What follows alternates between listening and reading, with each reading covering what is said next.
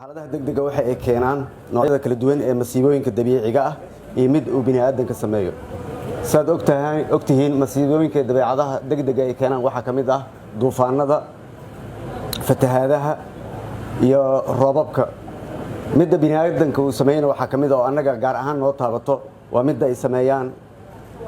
argagixisada oo har iyo habeen u soo jeedo inay dhaawacaan ama dib weyn u geystaan shacabka Soomaaliyeed meel kasto ay joogaan. haddaba annagoo ka jawaabayno daraad iyo shalay meelihii aan tagay oo ay kamid ahaayeen wasaaradda caafimaadka xarumaheeda isbitaalada ee Martini iyo Banaadir iyo shalay oo ahayd ducadii loo sameeyay dadkii ku dhintay qaraxii Zobe ee kor u dhaafayay 500 oo qofood ayaa waxaa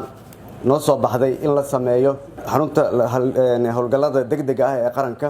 oo ka hortagta iskuna diyaariso masiibooyinkaas intaysan dhicin si ay uga jawaabto oo ay xal ugu hesho. haddaba maanta oo aan halkan u imid inaan dhagax dhigo xaruntan aad u jeedaan waxaa gacan naga siiyey dowladda Sweden oo dhismaheeda ka qabatay halkan iyo maxaa la dhahaa bangiga adduunka oo isagana bixinayo howlwadida mashruucan. haddaba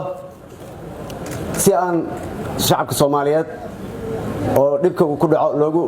loogu diyaar garoobo inay isku diyaariyaan haddii wax ay dhacaan waxa kamid ah inay xaruntan ay noqoto meel degdeg diyaar u ah si looga hortago isla markaasna looga jawaabo. waxay xarumo lamid ah ka samaysanaysaa magaalo madaxyada gobolada dalka gaar ahaan maamul goboleedyada